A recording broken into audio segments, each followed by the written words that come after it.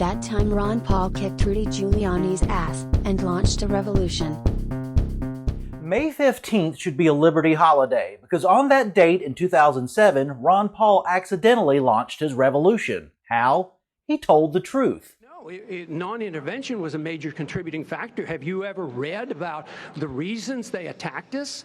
They attack us because we've been over there. We've been bombing Iraq for 10 years. We need to look at what we do from the perspective of what would happen if somebody else did it to us. Are you suggesting we invited the 9/11 attack, sir? I'm suggesting that we listen to the people who attacked us and the reason they did it. Telling the truth really pissed off Rudy Giuliani. That's really an extraordinary statement.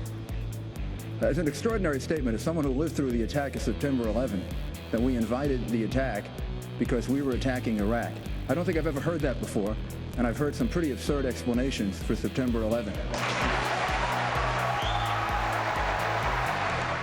Yay, yay, yay, all the Bush-Cheney war-loving Republicans in the audience applauded. Then the neocon mayor demanded an apology. And I would ask the congressman to withdraw that comment and tell us that he didn't really mean that. Any other politician would have apologized. Ron Paul doubled down. I believe very sincerely that the CIA is correct when they teach and talk about blowback. When we went into Iran in 1953 and installed the Shah, yes, there was blowback.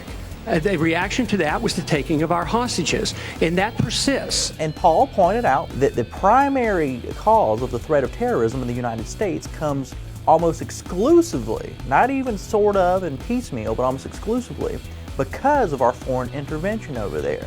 And if we ignore that at our own risk. That if we think that we can do what we want around the world and not incite hatred, then we have a problem. They don't come here to attack us because we're rich and we're free. They come and they attack us because we're over there. Obviously, I never get tired of talking about this.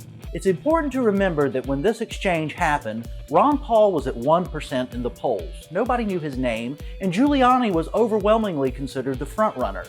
It's safe to say 90% of that audience that night disagreed with Paul. It's also safe to say millions of Americans watching from home did not. He became a rock star overnight.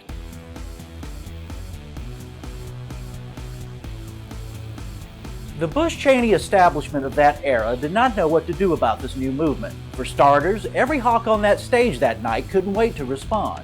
30 seconds, please. No, wait a second. Let's all get 30 seconds. They are coming. We all want 30 seconds to talk about this. Then Sean Hannity kept saying his own channel's poll was wrong. During the Republican primary, after each debate, Fox News would do this, the phone texting. Sean Hannity, text us right now, whatever the digits were for your candidate, And each Fox News poll, this is a poll conducted by Fox News, Ron Paul overwhelmingly won. Here's a look at the early results of our text message poll. First place, Ron Paul, surprisingly. What does it say that he's doing so well in our text messaging among those watching Fox News? To be honest, it says absolutely nothing. Maybe he's a little bit better organized and having his organizers do the necessary dialing. Text polls are text polls. Right. It's like internet polls. It's not even phone calls. He did not win that debate. He did not win it. No. Why would he try to discredit their own poll? Doesn't make any sense. In second place, Governor, you're in second place with 27%. But as the political and media establishment kept flailing, Ron Paul's army kept growing. It was unbelievable from then on. The kids would hear about the campaign on the internet and look at the videos and get their parents involved.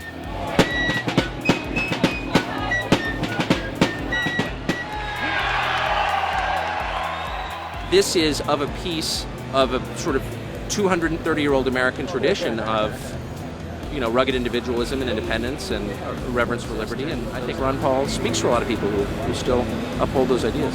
As the liberty movement grew, so did the insults against Dr. Paul. Ron Paul is a no one. Ron Paul really has no business being on stage. You're basically saying that we should take our marching orders from Al-Qaeda. If they want us off the Arabian Peninsula, we should leave. No! I'm saying we should take our marching orders from our Constitution. That's where I take my marching orders. Congressman Paul, yet another question about electability. Do you have any, sir? So you're suggesting that I'm not electable and the Republicans don't want me because I'm a strict fiscal conservative? because I believe in civil liberties? Why should we not be defending civil liberties? And why should we not be talking about foreign policy that used to be the part of the Republican Party? I want to tell you that that kind of isolationism, sir, is what caused World War II.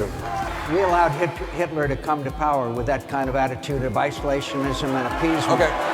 I think Congressman Paul should not be reading as many of Ahmadinejad's press releases. I shouldn't have to educate you about this, but if you turn it in... You got your history. You have your history. My history is exactly right. All screwed up. No, I'll educate you.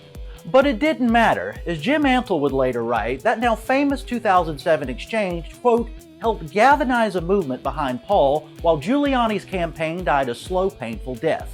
Paul outperformed Giuliani in most primaries and caucuses, wrapping up his first Republican bid for the White House with more than 1 million votes. Giuliani dropped out of the race after the Florida primary and received less than 600,000 votes.